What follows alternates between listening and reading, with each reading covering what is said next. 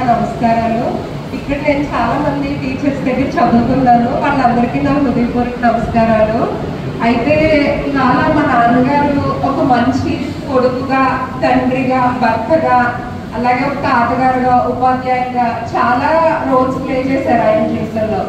అయితే నేను చూసినంత వరకు చెప్పేది ఏంటంటే, ఒక భర్త అంటే ఇప్పుడు మా అమ్మని చూసుకునే విధానాన్ని బట్టి నేను ఇచ్చేది ఏంటంటే ఆయన ఫస్ట్ ర్యాంక్ ఇస్తారనమాట. మిమ్మల్ని మించి ఎవరో ఉన్నారు డాడీ అంటారు నేను ఎప్పుడు. అలాగే ఉపాధ్యాయులు అంటే ఎప్పుడు ఇంటికి వచ్చిన తర్వాత మేము మాట్లాడుకున్నప్పుడు మ్యాక్సిమం మాటల్లో ఏముంటుందంటే, నేను ఇవాళ మా స్కూల్లో పిల్లలు ఎలా చదువుతారు, అలా చదువుతారు, నేను ఇంకా టైం చెప్పలేకపోతున్నాను, వాళ్ళు ఇంకా వెనకబడిపోయారు, గవర్నమెంట్ ఇంత స్పెండ్ చేస్తుంది వాళ్ళ మీద, మీ పిల్లల మీద ఎక్కువ ఫీజులు కడుతున్నారు, గవర్నమెంట్ నాకు ఒక్కొక్కరికి ఎంత ఇస్తుంది, నేను అదే వినిపిస్తుంది అనమాట. అంటే నాకు అనిపిస్తుంది ఆయనలో ఒక టీచర్గా ఆయన చేసే వృత్తి పట్ల ఉన్న నిబద్ధత అనిపిస్తుంది. అది ఎప్పుడు అవే మాట్లాడుతూ ఉంటారు అనమాట. అలాగే ఇంకొకటి ఏంటంటే, ఒక తండ్రిగా పెళ్లి చేసే ముందర మక్కని నన్ను కూర్చోబెట్టి ఒకసారి మీ జీవితంలో ఇలా ఉంటుంది, వచ్చినప్పుడు మీరు ఇలా అడ్జస్ట్ అవ్వాలి, ఇలా చెయ్యాలి అని ఒకరోజు ఇద్దరిని కూర్చోబెట్టి ముందరే ప్రిపేర్ చేశారు. ఒక తండ్రిగా ఎలా ఉండాలి, ఎలా జీవితాల్లో ఏ సమస్యలు వచ్చినా ఎలా ఎదుర్కోవాలి. సో ప్రాబ్లం లేని సొల్యూషన్ అంటూ ఉండదు, ఎప్పుడు ఆయన చెప్పేది అదేనమాట.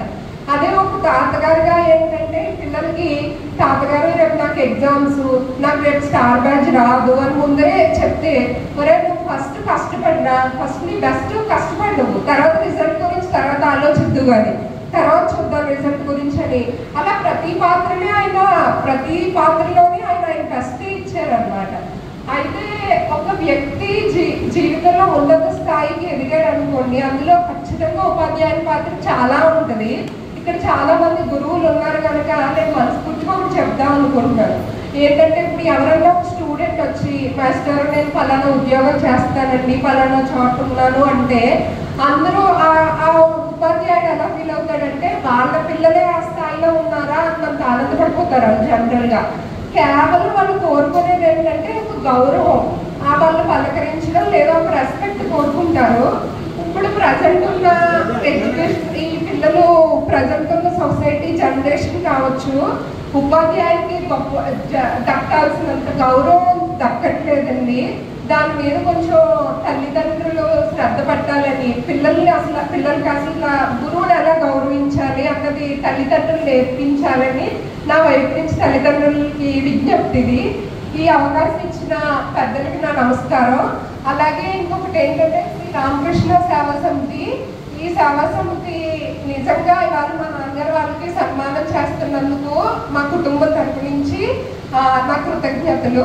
ఇంకొకటి ఏంటంటే, వాళ్ళకి కష్టం అంటే బంగారం పోయినప్పుడు ఫ్యామిలీ సపోర్ట్ అలాగా ఉంటుందండి, కానీ ఈ సేవా సమితి నుంచి వాళ్ళు బాధపడుతున్నప్పుడు మామూలుగా పరామర్శకు రావడం ఒకటైతే, మళ్ళీ వాళ్ళు రాత్రి రావడం, మళ్ళీ నెక్స్ట్ రోజు ఎలా ఉన్నారని కనుక్కోవడం, అలా వరుసగా 2-3 రోజులు అసలు బాగున్నారని మానసికంగా ధైర్యం ఇచ్చారు.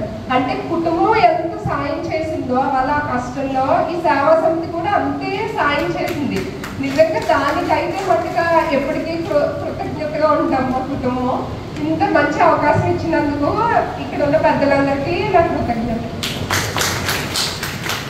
చాలా చక్కగా